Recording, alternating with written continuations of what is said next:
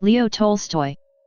Count Lev Nikolaevich Tolstoy, September 9, 1828 – November 20, 1910, usually referred to in English as Leo Tolstoy, was a Russian writer who is regarded as one of the greatest authors of all time. Born to an aristocratic Russian family in 1828, he is best known for the novels War and Peace and Anna Karenina, often cited as pinnacles of realist fiction.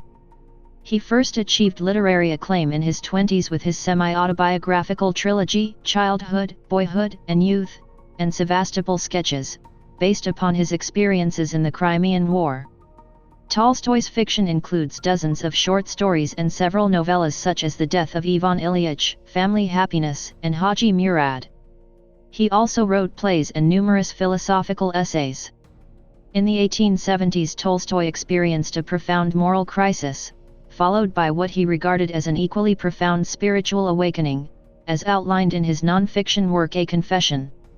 His literal interpretation of the ethical teachings of Jesus, centering on the Sermon on the Mount, caused him to become a fervent Christian anarchist and pacifist. Tolstoy's ideas on nonviolent resistance, expressed in such works as The Kingdom of God is Within You, were to have a profound impact on such pivotal 20th-century figures as Mohandas Karamchand Gandhi and Martin Luther King, Jr. Tolstoy also became a dedicated advocate of Georgism, the economic philosophy of Henry George, which he incorporated into his writing, particularly Resurrection. The Tolstoys were a well-known family of old Russian nobility who traced their ancestry to a mythical nobleman named Indris, described by Pyotr Tolstoy as arriving from Nemuk, from the lands of Caesar, to Chernigov in 1353 along with his two sons Litvinos and Zimontin and a druzina of 3,000 people. While the word Nemuk has been long used to describe Germans only, back in the days it was applied to any foreigner who didn't speak Russian. Indris was then converted to Eastern Orthodoxy under the name of Leonti and his sons as Konstantin and Fifer, respectively. Konstantin's grandson Andrei Kharitovich was nicknamed Tolstoy by Vasily II of Moscow after he moved from Chernigov to Moscow. Because of the pagan names and the fact that Chernigov at the time was ruled by Demetrius I Starshi, some researchers concluded that they were Lithuanians who arrived from the Grand Duchy of Lithuania, then part of the state of the Teutonic Order. At the same time, no mention of Indris was ever found in the 14th–16th century documents, while the Chernigov chronicles used by Pyotr Tolstoy as a reference were lost. The first documented members of the Tolstoy family also lived during the 17th century, thus Pyotr Tolstoy himself is generally considered the founder of the noble house, being granted the title of Count by Peter the Great. Tolstoy was born at Yasnaya Polyana, a family estate 12 kilometers southwest of Tula, Russia, and 200 kilometers south of Moscow. He was the fourth of 5 children of Count Nikolai Ilyich Tolstoy, a veteran of the Patriotic War of 1812, and Countess Maria Tolstoyat. After his parents died during his childhood, Tolstoy and his siblings were brought up by relatives. In 1844, he began studying law and Oriental languages at Kazan University. His time there was not a success, however, with teachers describing him as both unable and unwilling to learn. Tolstoy left the university in the middle of his studies, returned to Yasnaya Polyana and then spent much of his time in Moscow, Tula, and St. Petersburg, leading a lax and leisurely lifestyle. He began writing during this period, including his first novel Childhood, a fictitious account of his own youth, which was published in 1852.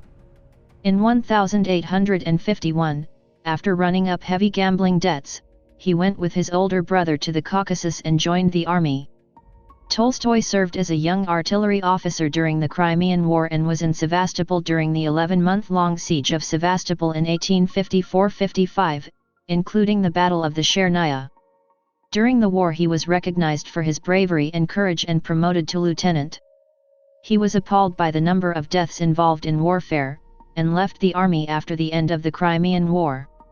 His conversion from a dissolute and privileged society author to the nonviolent and spiritual anarchist of his latter days was brought about by his experience in the army as well as 2 trips around Europe in 1857 and 1860–61.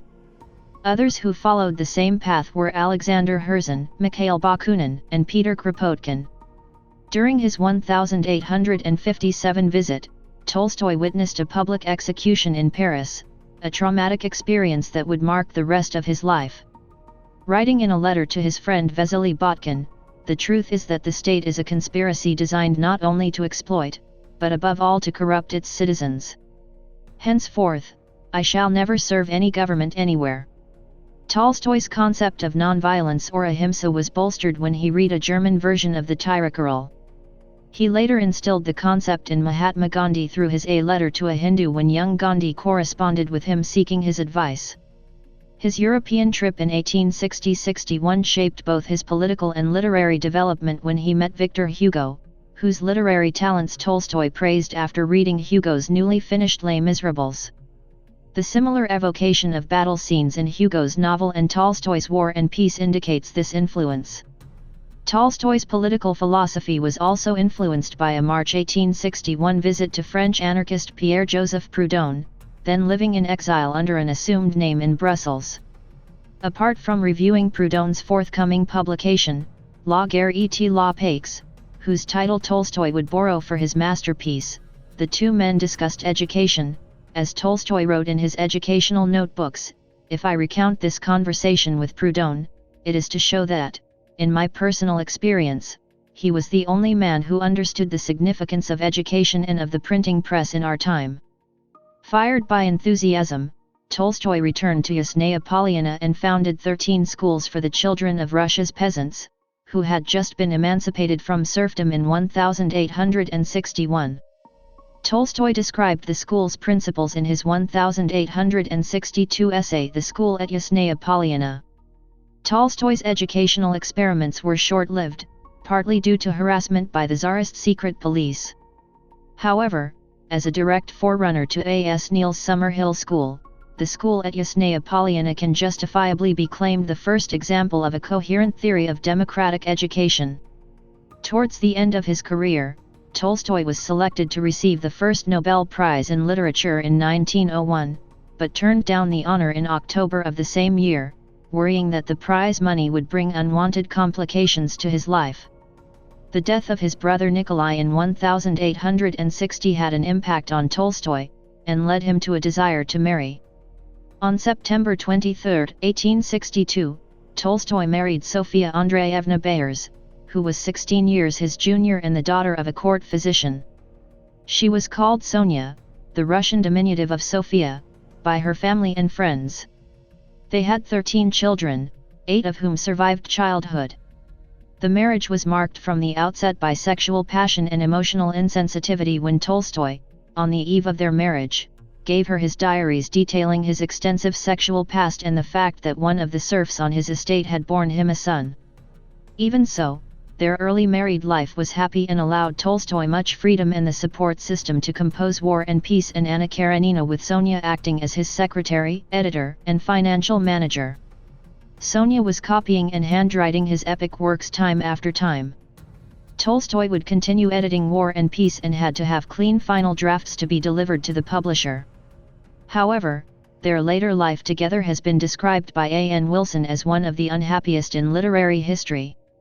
Tolstoy's relationship with his wife deteriorated as his beliefs became increasingly radical. This saw him seeking to reject his inherited and earned wealth, including the renunciation of the copyrights on his earlier works. Some of the members of the Tolstoy family left Russia in the aftermath of the 1905 Russian Revolution and the subsequent establishment of the Soviet Union, and many of Leo Tolstoy's relatives and descendants today live in Sweden, Germany, the United Kingdom, France, and the United States. Among them are Swedish jazz singer Victoria Tolstoy and the Swedish landowner Christopher Paus, whose family owns the major estate Herresta outside Stockholm. One of his great-great-grandsons, Vladimir Tolstoy, is a director of the Yasnaya Polyana Museum since 1994 and an advisor to the President of Russia on cultural affairs since 2012. Ilya Tolstoy's great-grandson, Pyotr Tolstoy, is a well-known Russian journalist and TV presenter as well as a State Duma deputy since 2016. His cousin Fyodor Tolstoyat, daughter of the acclaimed Soviet Slavist Nikita Tolstoy, is also a Russian journalist, TV and radio host. Tolstoy is considered one of the giants of Russian literature. His works include the novels War and Peace and Anna Karenina and novellas such as Haji Murat and The Death of Ivan Ilyich. Tolstoy's earliest works, the autobiographical novels Childhood, Boyhood, and Youth, tell of a rich landowner's son and his slow realization of the chasm between himself and his peasants. Though he later rejected them as sentimental, a great deal of Tolstoy's own life is revealed. They retain their relevance as accounts of the universal story of growing up. Tolstoy served as a second lieutenant in an artillery regiment during the Crimean War, recounted in his Sevastopol sketches. His experiences in battle helped stir his subsequent pacifism and gave him material for realistic depiction of the horrors of war in his later work. His fiction consistently attempts to convey realistically the Russian society in which he lived. The Cossacks describes the Cossack life and people through a story of a Russian aristocrat in love with a Cossack girl. Anna Karenina tells parallel stories of an adulterous woman trapped by the conventions and falsities of society and of a philosophical landowner, who works alongside the peasants in the fields and seeks to reform their lives. Tolstoy not only drew from his own life experiences but also created characters in his own image, such as Pierre Bezukhov and Prince Andrei in War and Peace, Levin in Anna Karenina and to some extent, Prince Nekhlyadov in Resurrection. War and Peace is generally thought to be one of the greatest novels ever written, remarkable for its dramatic breadth and unity. Its vast canvas includes 580 characters, many historical with others fictional. The story moves from family life to the headquarters of Napoleon, from the court of Alexander I of Russia to the battlefields of Austerlitz and Borodino. Tolstoy's original idea for the novel was to investigate the causes of the Decembrist revolt, to which it refers only in the last chapters, from which can be deduced that Andrei Bolkonsky's son will become one of the Decembrists. The novel explores Tolstoy's theory of history, and in particular the insignificance of individuals such as Napoleon and Alexander. Somewhat surprisingly, Tolstoy did not consider War and Peace to be a novel. This view becomes less surprising if one considers that Tolstoy was a novelist of the realist school who considered the novel to be a framework for the examination of social and political issues in 19th-century life. War and Peace therefore did not qualify. Tolstoy thought that Anna Karenina was his first true novel. After Anna Karenina, Tolstoy concentrated on Christian themes, and his later novels such as The Death of Ivan Ilyich and What Is to Be Done? Develop a radical anarcho-pacifist Christian philosophy which led to his excommunication from the Russian Orthodox Church in 1901. For all the praise showered on Anna Karenina and War and Peace, Tolstoy rejected the two works later in his life as something not as true of reality. In his novel Resurrection, Tolstoy attempts to expose the injustice of man-made laws and the hypocrisy of institutionalized church. Tolstoy also explores and explains the economic philosophy of Georgism, of which he had become a very strong advocate towards the end of his life. Tolstoy also tried himself in poetry with several soldier songs written during his military service and fairy tales in verse such as Volga Bogatyr and Oaf stylized as national folk songs. They were written between 1871 and 1874 for his Russian book for reading, a collection of short stories in 4 volumes published along with the New A's book, a textbook and addressed to school children. Nevertheless, he was skeptical about poetry as a genre. As he famously said, writing poetry is like plowing and dancing at the same time. According to Valentin Bulgakov, he criticized poets, including Alexander Pushkin, for their false epithets used simply to make it rhyme. Tolstoy's contemporaries paid him lofty tributes. Fyodor Dostoevsky, who died 30 years before Tolstoy's death, thought him the greatest of all living novelists. Gustave Flaubert, on reading a translation of War and Peace, exclaimed, "What an artist and what a psychologist!" Anton Chekhov, who often visited Tolstoy at his country estate, wrote, "When literature possesses a Tolstoy, it is easy and pleasant to be a writer, even when you know you have achieved nothing yourself and are still achieving nothing. This is not as terrible as it might otherwise be, because Tolstoy achieves for everyone." What he does serves to justify all the hopes and aspirations invested in literature. The 19th-century British poet and critic Matthew Arnold opined that a novel by Tolstoy is not a work of art but a piece of life. Later novelists continued to appreciate Tolstoy's art, but sometimes also expressed criticism. Arthur Conan Doyle wrote, "I am attracted by his earnestness and by his power of detail, but I am repelled by his looseness of construction and by his unreasonable and impracticable mysticism." Virginia Woolf declared him the greatest of all novelists. James Joyce noted that he is never dull, never stupid, never tired, never pedantic, never theatrical. Thomas Mann wrote of Tolstoy's seemingly guileless artistry, "Seldom did art work so much like nature." Vladimir Nabokov heaped superlatives upon the death of Ivan Ilyich and Anna Karenina. He questioned, however, the reputation of War and Peace, and sharply criticized Resurrection and the Kreutzer Sonata. After reading Schopenhauer's The World as Will and Representation, Tolstoy gradually became converted to the ascetic morality upheld in that work as the proper spiritual path for the upper classes. "Do you know what this summer has meant for me? Constant raptures over Schopenhauer and a whole series of spiritual delights which I've never experienced before. No student has ever studied so much on his course, and learned so much, as I have this summer." In Chapter 6 of A Confession, Tolstoy quoted the final paragraph of Schopenhauer's work. It explained how the nothingness that results from complete denial of self is only a relative nothingness, and is not to be feared. The novelist was struck by the description of Christian, Buddhist, and Hindu ascetic renunciation as being the path to holiness. After reading passages such as the following, which abound in Schopenhauer's ethical chapters, the Russian nobleman chose poverty and formal denial of the will. But this very necessity of involuntary suffering for eternal salvation is also expressed by that utterance of the Savior, "It is easier for a camel to go through the eye of a needle, than for a rich man to enter into the kingdom of God." Therefore, those who were greatly in earnest about their eternal salvation, chose voluntary poverty when fate had denied this to them and they had been born in wealth.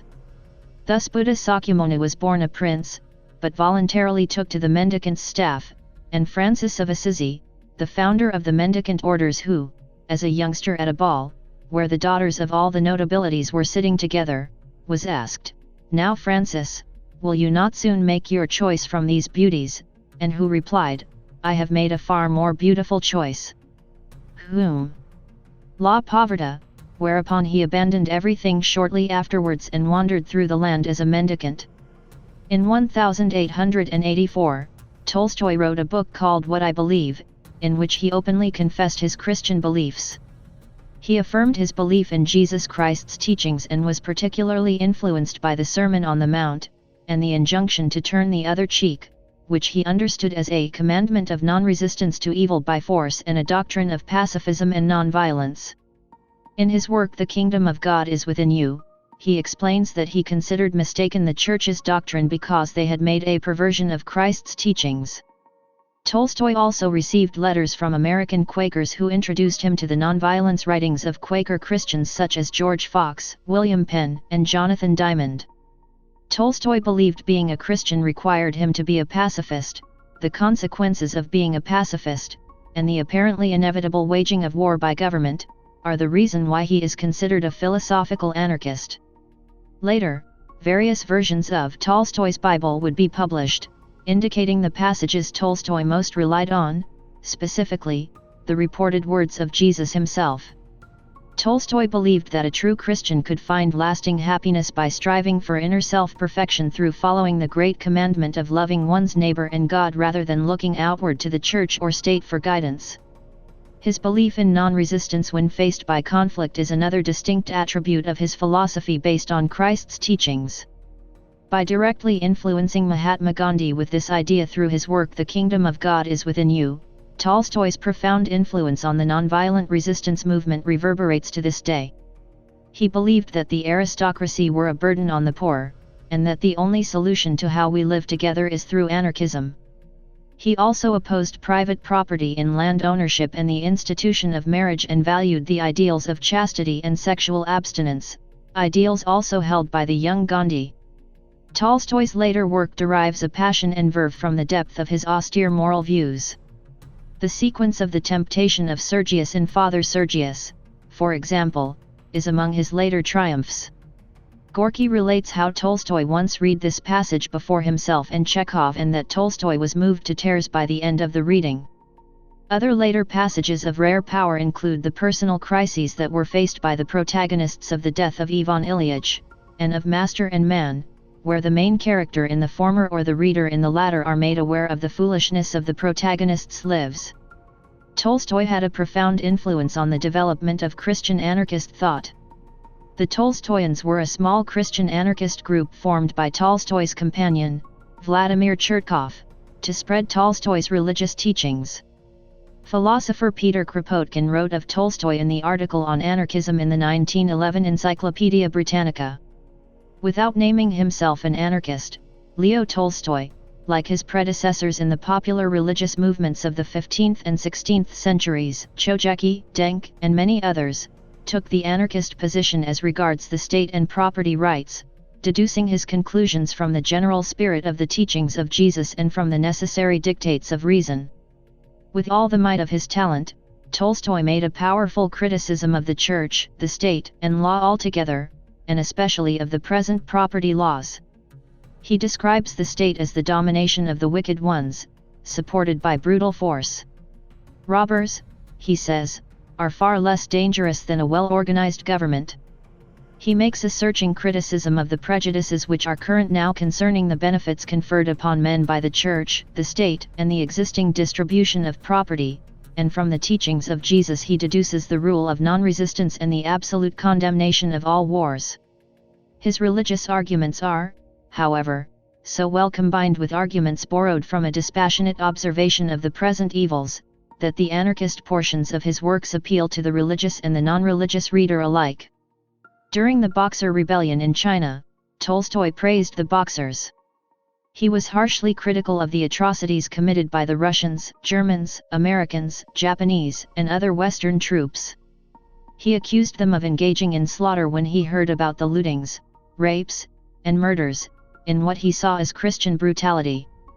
Tolstoy also named the two monarchs most responsible for the atrocities, Nicholas II of Russia and Wilhelm II of Germany. Tolstoy, a famous Sinophile, also read the works of Chinese thinker and philosopher, Confucius.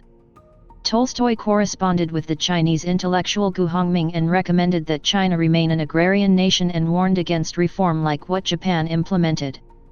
The Eight-Nation Alliance intervention in the Boxer Rebellion was denounced by Tolstoy, as were the Philippine-American War and the Second Boer War between the British Empire and the two independent Boer republics. The words "terrible for its injustice and cruelty" were used to describe the Tsarist intervention in China by Tolstoy. Confucius's works were studied by Tolstoy. The attack on China in the Boxer Rebellion was railed against by Tolstoy. The war against China was criticized by Leonid Andreyev and Gorky. To the Chinese people, an epistle was written by Tolstoy as part of the criticism of the war by intellectuals in Russia. The activities of Russia in China by Nicholas II were described in an open letter where they were slammed and denounced by Leo Tolstoy in 1902. Tolstoy corresponded with Gu Hongming and they both opposed the 100 Days Reform by Kang Youwei and agreed that the reform movement was perilous. Tolstoy's ideology on nonviolence shaped the anarchist thought of the Society for the Study of Socialism in China. Lao Tzu and Confucius's teachings were studied by Tolstoy. Chinese Wisdom was a text written by Tolstoy. The Boxer Rebellion stirred Tolstoy's interest in Chinese philosophy. The Boxer and Boxer Wars were denounced by Tolstoy. In hundreds of essays over the last 20 years of his life, Tolstoy reiterated the anarchist critique of the state and recommended books by Kropotkin and Proudhon to his readers, whilst rejecting anarchism's espousal of violent revolutionary means. In the 1900 essay, On Anarchy, he wrote, "The anarchists are right in everything, in the negation of the existing order, and in the assertion that, without authority, there could not be worse violence than that of authority under existing conditions. They are mistaken only in thinking that anarchy can be instituted by a revolution. But it will be instituted only by there being more and more people who do not require the protection of governmental power." There can be only one permanent revolution, a moral one, the regeneration of the inner man.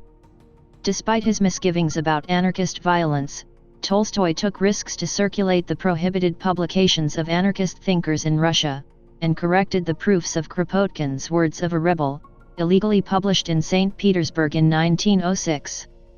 Tolstoy was enthused by the economic thinking of Henry George, incorporating it approvingly into later works such as Resurrection, the book that played a major factor in his excommunication. In 1908, Tolstoy wrote a letter to a Hindu outlining his belief in nonviolence as a means for India to gain independence from British colonial rule. In 1909, a copy of the letter was read by Gandhi, who was working as a lawyer in South Africa at the time and just becoming an activist. Tolstoy's letter was significant for Gandhi, who wrote Tolstoy seeking proof that he was the real author, leading to further correspondence between them. Reading Tolstoy's The Kingdom of God is Within You also convinced Gandhi to avoid violence and espouse nonviolent resistance, a debt Gandhi acknowledged in his autobiography, calling Tolstoy the greatest apostle of nonviolence that the present age has produced. The correspondence between Tolstoy and Gandhi would only last a year, from October 1909 until Tolstoy's death in November 1910, but led Gandhi to give the name Tolstoy Colony to his second ashram in South Africa. Besides nonviolent resistance, the two men shared a common belief in the merits of vegetarianism, the subject of several of Tolstoy's essays. Tolstoy also became a major supporter of the Esperanto movement. Tolstoy was impressed by the pacifist beliefs of the Doukhobors and brought their persecution to the attention of the international community, after they burned their weapons in peaceful protest in 1895. He aided the Doukhobors in migrating to Canada. In 1904, during the Russo-Japanese War, Tolstoy condemned the war and wrote to the Japanese Buddhist priest Soyen Shaku in a failed attempt to make a joint pacifist statement. Towards the end of his life, Tolstoy became more and more occupied with the economic theory and social philosophy of Georgism. He spoke of great admiration of Henry George, stating once that people do not argue with the teaching of George, they simply do not know it. And it is impossible to do otherwise with his teaching, for he who becomes acquainted with it cannot but agree. He also wrote a preface to George's Social Problems. Tolstoy and George both rejected private property in land whilst simultaneously both rejecting a centrally planned socialist economy. Some assume that this development in Tolstoy's thinking was a move away from his anarchist views, since Georgism requires a central administration to collect land rent and spend it on infrastructure. However, anarchist versions of Georgism have also been proposed since. Tolstoy's 1899 novel Resurrection explores his thoughts on Georgism in more detail and hints that Tolstoy indeed had such a view. It suggests the possibility of small communities with some form of local governance to manage the collective land rents for common goods, whilst still heavily criticizing institutions of the state such as the justice system. Tolstoy died in 1910, at the age of 82. Just prior to his death, his health had been a concern of his family, who were actively engaged in his care on a daily basis. During his last few days, he had spoken and written about dying. Renouncing his aristocratic lifestyle, he had finally gathered the nerve to separate from his wife, and left home in the middle of winter, in the dead of night. His secretive departure was an apparent attempt to escape unannounced from Sophia's jealous tirades. She was outspokenly opposed to many of his teachings, and in recent years had grown envious of the attention which it seemed to her Tolstoy lavished upon his Tolstoyan disciples. Tolstoy died of pneumonia at Ostapovo train station, after a day's rail journey south. The station master took Tolstoy to his apartment, and his personal doctors were called to the scene. He was given injections of morphine and camphor. The police tried to limit access to his funeral procession, but thousands of peasants lined the streets. Still, some were heard to say that, other than knowing that some nobleman had died, they knew little else about Tolstoy. According to some sources, Tolstoy spent the last hours of his life preaching love, nonviolence, and Georgism to his fellow passengers on the train. A 2009 film about Tolstoy's final year, The Last Station, based on the novel by J. Perini, was made by director Michael Hoffman with Christopher Plummer as Tolstoy and Helen Mirren as Sofia Tolstoya. Both performers were nominated for Oscars for their roles. There have been other films about the writer, including Departure of a Grand Old Man, made in 1912 just 2 years after his death, How Fine, How Fresh the Roses Were, and Leo Tolstoy, directed by and starring Sergei Gerasimov in 1984. There is also a famous lost film of Tolstoy made a decade before he died. In 1901, the American travel lecturer Burton Holmes visited Yasnaya Polyana with Albert J. Beveridge, the U.S. senator and historian. As the three men conversed, Holmes filmed Tolstoy with his 60mm movie camera. Afterwards, Beveridge's advisors succeeded in having the film destroyed, fearing that documentary evidence of a meeting with the Russian author might hurt Beveridge's chances of running for the U.S. presidency.